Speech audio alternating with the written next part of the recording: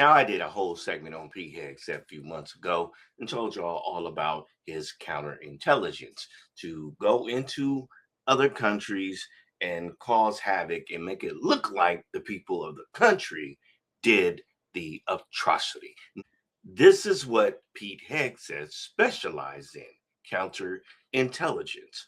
So this is often called counter espionage, measures taken to detect enemy espionage or physical attacks against friendly intelligence services, prevent damage and information loss, and where possible to turn the attempt back against its originator.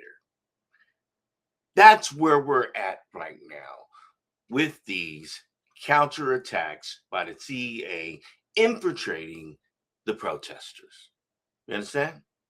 In 2003, he was commissioned as an infantry officer in the Minnesota Army National Guard, serving at Guantanamo Bay Naval Base and deployed to Iraq and Afghanistan. So when you see operations like this, we know good and well that it is straight from Pete Hegseth's playbook. Need proof the federal government is planting agents in our streets to instigate confrontation? Here you go. Moments ago from BG on the scene coverage in Minneapolis. Watch this. So there's this guy that they all see, and he claims, oh, yeah, I'm one of you guys. I'm one of you guys. And it turns out, as you'll see here, it's proven he indeed is not. Watch this.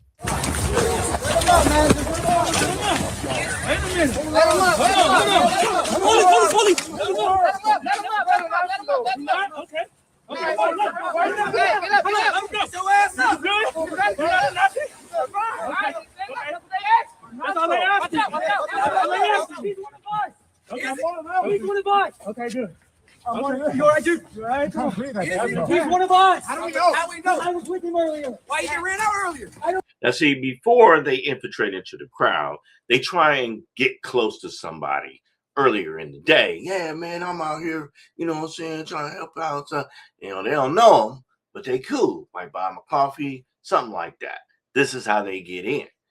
Somebody who's unaware of what's happening just don't recognize the signs. No, he's one of us. I'm with them. Look at him.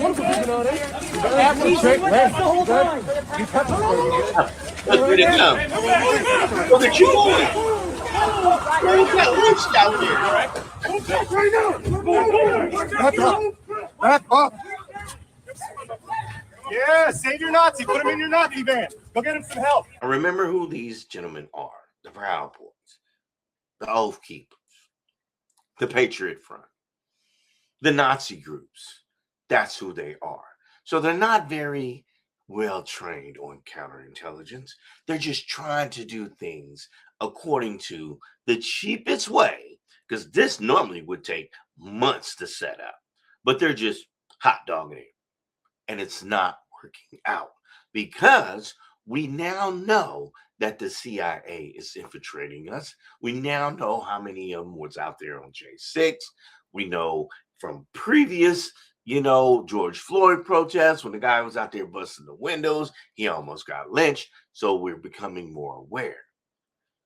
But the fact that it is the hardcore Nazis out there doing this, we run into situations like this. We'll be burning Qurans, standing up against the Somali invasion of Minneapolis, the immediate deportation of Ilhan Omar, and the arrest of the scammer Tim Walz. Now, I'm going to tell you, this gentleman was a friend of Scott's.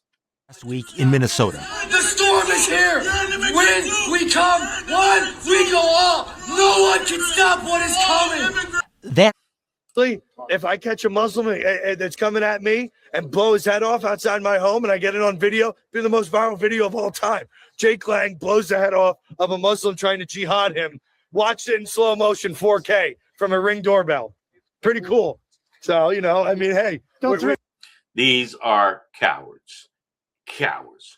Talking about the execution of American citizens. No matter if they're Hispanic, Muslim, Chinese, or Haitian or Somalian. These cats ain't gonna bust a grape for real. That's why they're not on the front lines in ICE. They're cowards. You with a good time. Don't threaten me with a good time. Yeah. if I get the opportunity to slay one of these disgusting animals that's trying to threaten me and my country and my family, you know, don't threaten me with a good time. Do whatever a Nazi isn't, then I'm a Nazi, bitch.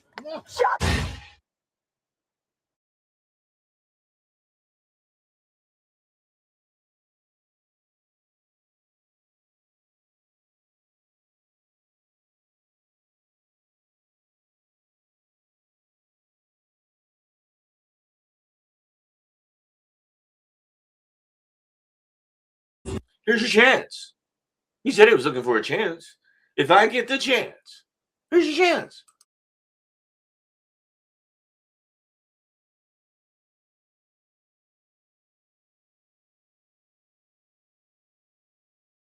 That he hates so much, stepping in to save his ass. I say that because this black man intervened to get the crowd to back off and then escorted him to safety, at least the best that he could, seeing as how the force of gravity was also there counter-protesting as well. But once he was far enough away from the crowd, This is hilarious. So you called a bunch of Nazi friends to come and help you. They all ducked on you. Then you had to run to some random car to jump in to save your butt. Unfortunately, the car you chose to jump in then jumped into a random vehicle with two women and begged them to drive away. But unbeknownst to him, that car belonged to a woman of color and her trans friend, who also happened to be an immigrant. We see him run up to our car and he's like, "Can I please get in? Can I please get in? Like, they hurt me so bad, da da da da." That's all the context we have. So in our heads, it's like, oh my God, like, was he just attacked by ICE? Like, we thought ICE was after him. So we're like, okay, whatever, like, hop in the freaking car real quick. And then all of a sudden there's a whole bunch of people coming here and storming us and like beating up the car, ruining the car, pulling this dude out. Like, what is like going surrounding. on? I'm just thinking in my head, what could he possibly been thinking? What could he possibly been thinking when he jumped in that car and seen it was a trans and there seems to be a Hispanic young lady in the car?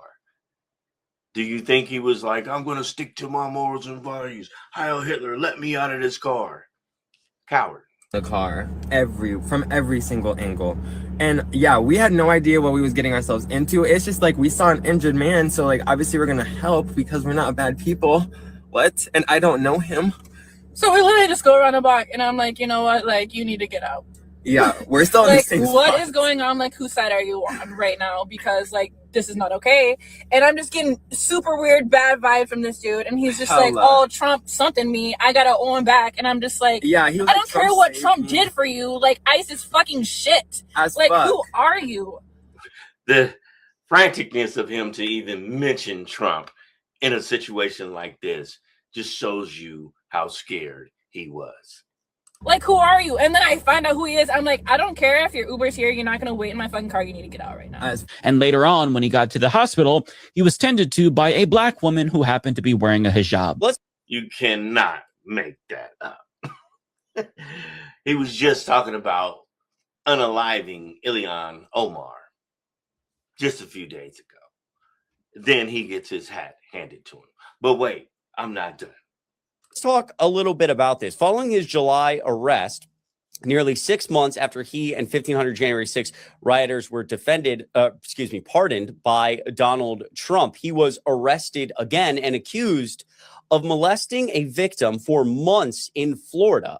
He's 44 years old, accused of doing this over the course of several months, beginning in 2024. So if Donald Trump hadn't pardoned this individual, he would be in prison right now.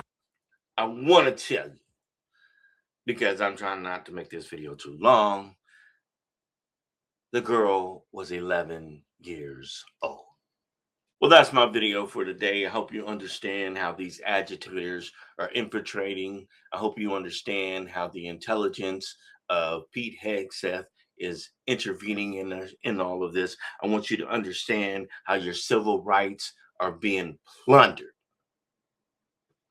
But here's my next video. Things like that are happening because you get evidence taken. Because evidence requires proof. And if you don't have the proof, all you have is rhetoric. And rhetoric is not enough, people. Talking straight here. The big problem in this case is that the cabinet secretaries and ostensibly the president of the United States are not honoring the First Amendment. Homeland Security Secretary Kristi L. Noem and Secretary of State Marco Rubio have engaged in an unconstitutional conspiracy. I'm going to say it again. An unconstitutional conspiracy to deprive people of their rights. The Secretary of State, the senior cabinet officer in our history, is involved in this. Who else is involved in this unconstitutional conspiracy, as Judge Young calls it? The President of the United States, convicted felon Donald Trump. To explain how we are winning in the courts.